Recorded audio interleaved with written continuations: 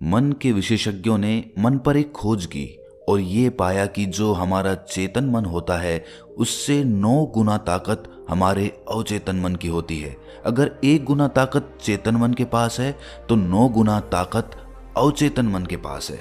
आपने कभी ख्याल किया कि आप समझते तो हैं कि क्रोध करना, आलस्य करना बुरी आदत है। हम जानते हैं, समझते हैं, लेकिन फिर भी उन चीजों से दूर नहीं रह पाते हैं। फिर भी हमें परिस्थिति पलटते ही गुस्सा आ जाता है, आलस्य आ जाता है।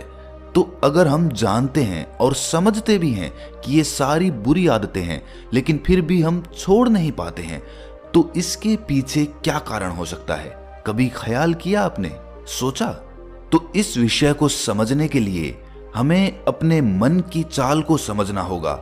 जब तक हम अपने मन को नहीं समझेंगे तब तक हम ऊपर से चाहे कितने भी प्रयास कर लें, कितने भी संकल्प कर लें, वो संकल्प सब के सब थोथे निकलेंगे, उनसे कुछ बुनियादी बदलाव नहीं हो पाएंगे।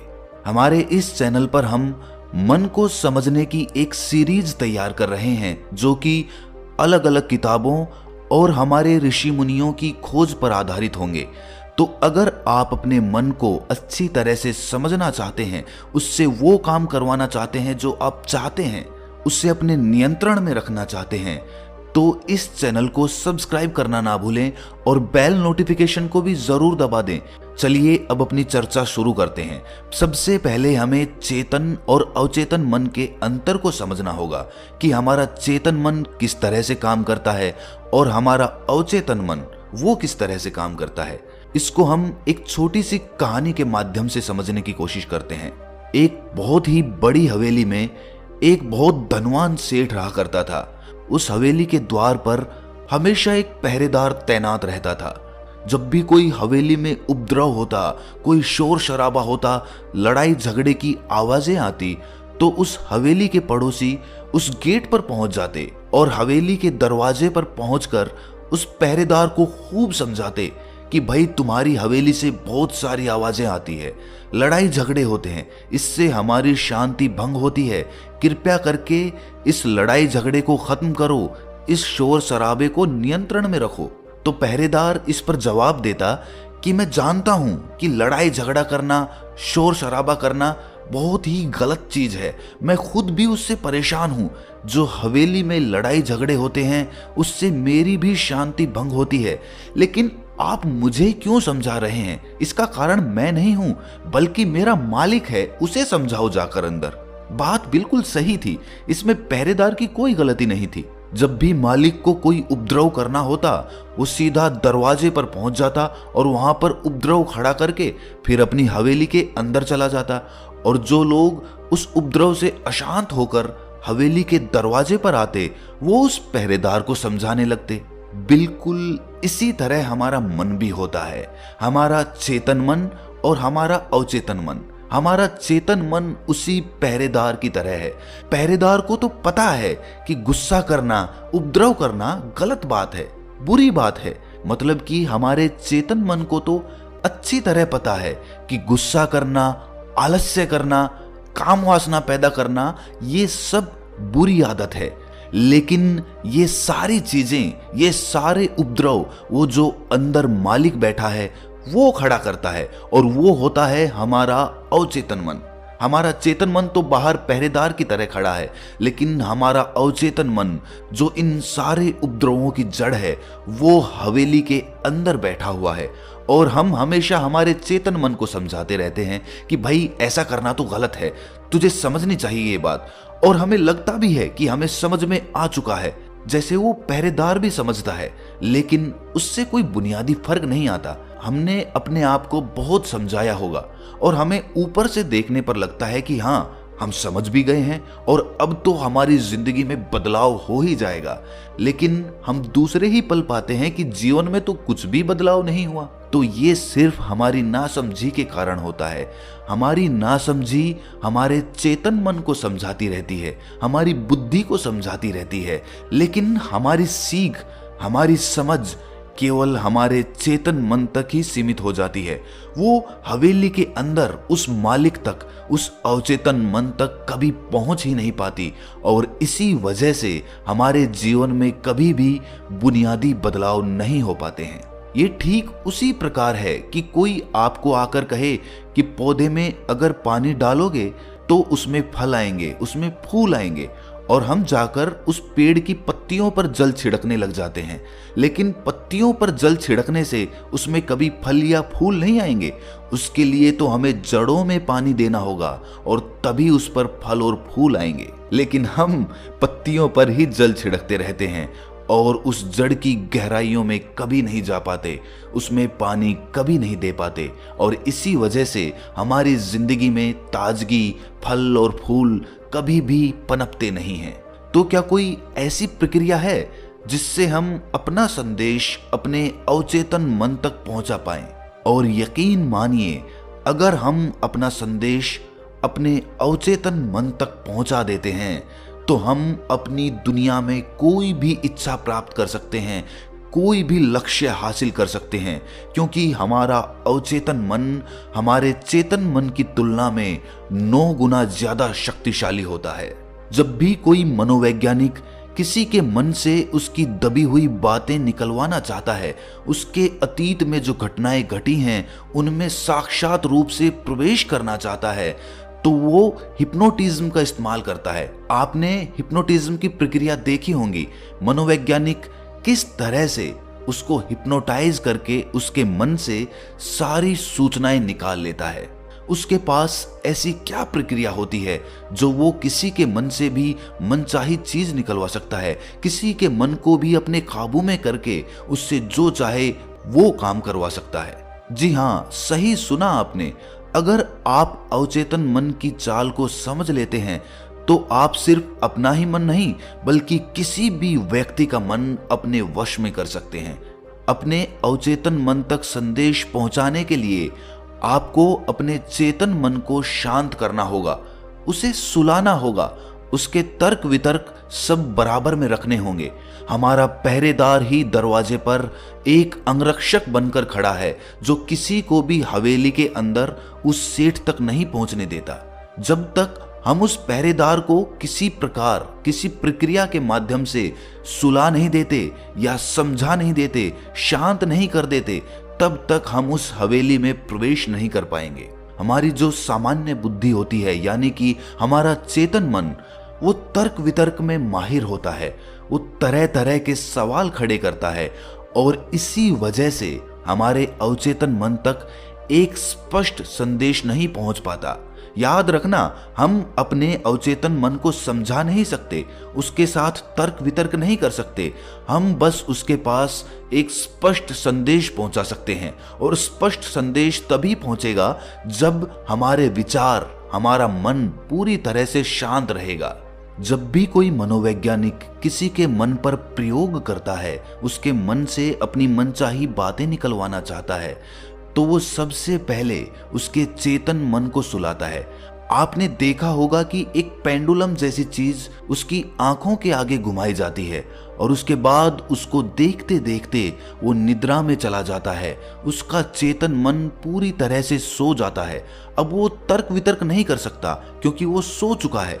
और उसके बाद मनोवैज्ञानिक उसकी बुद्धि को, उसके चेतन मन को सुलाकर सीधा उसके अवचेतन मन में प्रवेश करके अपनी मनचाही बातें निकलवा पाता है। तिब्बत के एक महान दार्शनिक लाओ त्से ने एक बात कही थी कि बात अगर समझ में आ जाए तो जीवन परिवर्तित हो जाता है। लेकिन वो बात उन्होंने पुराने समय के लोगों के हिसाब से कही थी, क्योंकि उस समय तिब्बत के और बाकी दुनिया के लोग भी बहुत सरल हुआ करते थे। उनका सरल हृदय हुआ करता था। उनको जो बात जिस तरह से बताई जाती थी वो उस बात को उसी भांति ग्रहण कर लेते थे। कोई तर्क वितर्क नहीं होता था। इसीलिए जब भी उनके पास कोई तर्क वितर्क करने वाला आदमी आता था तो पहले वो उसको ऐसे आदमी के पास पहुंचा देते थे जो तर्क वितर्क करने में माहिर होता था। और जब वो आदमी तर्क वितर्क करके थक चुका होता था तो वापस वो लाओ त्से के पास आता था और कहता था कि मैं तर्क वितर्क करके थक चुका हूं, लेकिन उससे मुझे कुछ भी हासिल नहीं हुआ। कृपया करके आप अपना तरीका बताएं, आप अपने तरीके से मुझे समझाएं, मैं उसमें कुछ भी अवरोध उत्पन्न नहीं करूंगा। ठीक उसी प्रकार जब तक हमारी बुद्धि तर्क वितर्क करके थक नहीं जाती है, समझ नहीं जाती है कि तर्क वितर्क से कुछ भी हासिल नहीं हुआ, उस समय तक कोई भी बात आदमी की समझ में नहीं आ सकती है। बुद्ध हमेशा अपनी बात को 3 बार दोहराते थे। राहुल संस्कृत्यान ने जब महात्मा बुद्ध के उपदेशों को ट्रांसलेट करना शुरू किया तो वो आश्चर्य में पड़ गए, क्योंकि हर बात 3 बार बोली गई थी। अब 3 बार अगर कोई बात बोली जाए तो पहली बात तो हम उसे सुन ही नहीं पाएंगे। अगर कोई चिकित्सक किसी मरीज को बोले कि तुम बीमार नहीं हो, तो ठीक है, बात समझ में आ गई, मैं बीमार नहीं हूं। लेकिन वही बात अगर वो बार बार दोहराए तो आपको गुस्सा आ जाएगा। वो कहेगा कि हाँ भाई, समझ में आ चुकी है, एक बार में ही समझ में आ गई थी कि मैं बीमार नहीं हूं, तो इसको बार बार दोहराने का क्या मतलब है। लेकिन किसी बात को बार बार दोहराने से आपका चेतन मन उससे बोर हो जाता है। बार बार सुनने से आपका चेतन मन उस पर कोई ध्यान ही नहीं देता। वो चेतन मन धीरे धीरे सोने लगता है और उसके बाद जो बातें बार बार बोली जा रही हैं वो आपकी भीतरी परतों पर पहुंच जाती है। भीतरी परतों तक मतलब अवचेतन मन तक पहुंच जाती है। और जब कोई बात अवचेतन मन तक पहुंच जाती है तो यकीन मानिए आप बड़ी से बड़ी बीमारी को भी अपने आप ठीक कर सकते हैं। ऐसे प्रयोग दुनिया में बहुत से लोगों ने किए हैं। एक बार एक प्लेन क्रैश हो गया और उसमें जो पायलट था वो वहां से गिरने की वजह से उसकी सारी हड्डियां टूट गई थी। अधिकतर हड्डियां टूट चुकी थीं और वो अस्पताल में भर्ती हो गया था। उससे हिला डुला भी नहीं जाता था क्योंकि सारी हड्डियां टूट चुकी थीं। और सभी डॉक्टरों ने जवाब दे दिया था कि इतनी हड्डियों को जोड़ पाना और फिर से तुम्हें स्वस्थ कर पाना नामुमकिन सी बात है। लेकिन उस आदमी ने अपने अवचेतन मन को समझकर अपनी सारी हड्डियों को अपने आप ही ठीक कर लिया। ये सिर्फ हमारी अवचेतन मन की शक्तियों के कारण होता है। अनजाने में ही वो शक्तियां हमारे मन से काम करवाती रहती हैं और हमारा शरीर अपने आप स्वस्थ होने लग जाता है। पुराने समय में लोग सरल हुआ करते थे, साधारण हुआ करते थे। इतना तर्क वितर्क नहीं था। जो बात जिस तरह से समझाई जाती थी, जिस तरह से बोली जाती थी, उसी तरह से उनको वो समझ लेते थे। और आज के तथाकथित बुद्धिमान यानी कि इंटेलेक्चुअल लोग उन लोगों को रूढ़िवादी बोलते हैं, अंधविश्वासी बोलते हैं। लेकिन आपने एक बात नोटिस की है कि जो आदमी जितना ज्यादा इंटेलेक्चुअल होता है, जितना ज्यादा तार्किक होता है, वो उतना ही ज्यादा अशांत भी पाया जाता है। चाहे उसने अपनी बुद्धि का कितना भी प्रयोग किया हो, चाहे वो तर्क वितर्क में कितना भी समर्थ क्यों ना हो, लेकिन उसका मन फिर भी अशांत बना रहता है। तो फिर ये आश्चर्य की बात है कि इतना बुद्धिमान आदमी, इतना इंटेलेक्चुअल आदमी आखिर इतना अशांत कैसे हो सकता है। क्योंकि वो तो समझता है कि शांति ही जीवन का परम लक्ष्य होती है और फिर भी वो अशांत होता है। तो इसका सीधा सा एकमात्र कारण होता है कि जो बुद्धिमानी होती है वो हमारे चेतन मन का एक रूप होती है। चेतन मन से हम अपने रोजमर्रा के काम कर सकते हैं, हम उससे कोई भाषा सीख सकते हैं, उससे हम गाड़ी चला सकते हैं, उससे हम गणित सीख सकते हैं। यानी कि वो सभी सांसारिक चीजें जो संसार में जीवित रहने के लिए आदमी को रोजमर्रा की जिंदगी में करनी पड़ती है। लेकिन जहां तक बात आती है क्रोध, काम वासना, आलस्य इत्यादि, जो कि हमारे अवचेतन मन का हिस्सा होती हैं, उनको कहीं से सीखना नहीं पड़ता। आपने क्या कभी क्रोध करना सीखा है? आपने काम वासना सीखी है? अगर आपको जंगल में भी फेंक दिया जाए तो भी आप काम वासना अपने आप सीख लेंगे। तो इसमें हमारे चेतन मन का कोई भी रोल नहीं होता है। इसमें सिर्फ और सिर्फ हमारा अवचेतन मन कार्य करता है। यानी कि जो चीजें प्रकृति ने हमारे स्वभाव में भरी हुई हैं वो सिर्फ हमारे अवचेतन मन के माध्यम से बदली जा सकती हैं।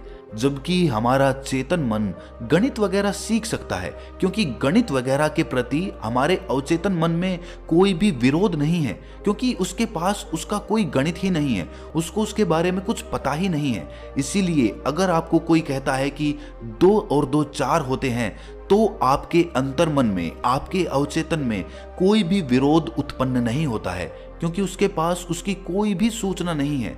इसीलिए आपके चेतन मन को जिस प्रकार गणित समझाया जाएगा, वो बिना विरोध के उसी प्रकार उसको समझ लेगा।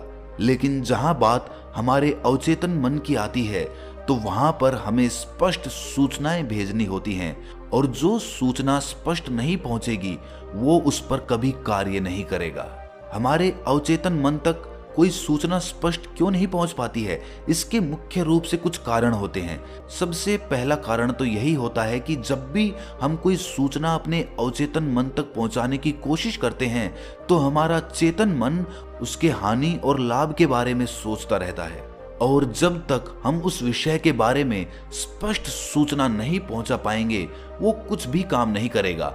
जब भी हम कोई प्रार्थना करते हैं, भगवान से कुछ हाथ जोड़कर मांगते हैं, मान लीजिए कि मैंने मांगा कि मुझे अच्छी नौकरी मिल जाए, मैं जीवन में कामयाब बन जाऊं, उसी वक्त हमारा चेतन मन ये सोच रहा होता है कि नौकरी लगने के बाद, कामयाब होने के बाद मैं ये करूंगा, मैं इस तरह की शादी करूंगा, इतने पैसे जोड़कर ये काम करूंगा, और इस तरह के विचार उस स्पष्ट सूचना को हमारे अवचेतन मन तक पहुंचने ही नहीं देते। इसीलिए कहा गया है कि ध्यान हमारे मन को, हमारे मन के विचारों को एकदम शांत कर देता है, और शांत मन से जो चीजें अवचेतन मन तक पहुंचाई जाती हैं वो फलीभूत होती हैं, उनसे हमें वो सब हासिल होता है जो हम अपने जीवन में हासिल करना चाहते हैं। इसीलिए अगर आप बुनियादी तौर से अपनी जिंदगी को बदलना चाहते हैं, जीवन में कुछ बदलाव चाहते हैं, अपने किसी भी लक्ष्य को हासिल करना चाहते हैं, तो अपने अवचेतन मन की शक्तियों को वश में करने के ये तरीके जरूर आजमाएं। किसी भी बात को मंत्र की तरह बार बार अपने मन में दोहराएं। 21 दिन तक ये प्रयोग करें। हो सकता है कि कोई आपको बोले कि इससे तो क्या हासिल होगा, लेकिन जैसे जैसे आप किसी बात को मंत्र की तरह दोहराते चले जाते हैं, वैसे वैसे वो बात स्पष्ट रूप से आपके भीतरी अवचेतन मन तक प्रवेश करती चली जाती है। जब भी आप रात में सोएं, तो अपने किसी भी लक्ष्य के बारे में जो आप हासिल करना चाहते हैं, उसके बारे में 10 बार अपने मन में दोहराते हुए ही निद्रा में चले जाएं, क्योंकि हमारा अवचेतन मन कभी नहीं सोता है। वो 24 घंटे और 365 दिन लगातार कार्य करता रहता है, जबकि रात में सोते वक्त हमारा चेतन मन सो जाता है, और उस वक्त हमारा अवचेतन मन सबसे ज्यादा सक्रिय होता है। तो दोस्तों, ये हमारा पहला एपिसोड था जो मन के ऊपर आधारित था। मन के ऊपर हम ऐसे ही और भी एपिसोड्स लाते रहेंगे, तो अगर आप उनको सुनना चाहते हैं तो इस चैनल को सब्सक्राइब जरूर कर लें। और हाँ, अगर आपके अपने मन से संबंधित जितने भी सवाल हों, उनको कमेंट सेक्शन में जरूर डाल दें। अपने चैनल पर लाइव आकर आपके सभी सवालों के जवाब देने का अपनी तरफ से पूरा प्रयास करेंगे। तो मिलते हैं मन के अगले एपिसोड में। तब तक के लिए अपना ख्याल रखें।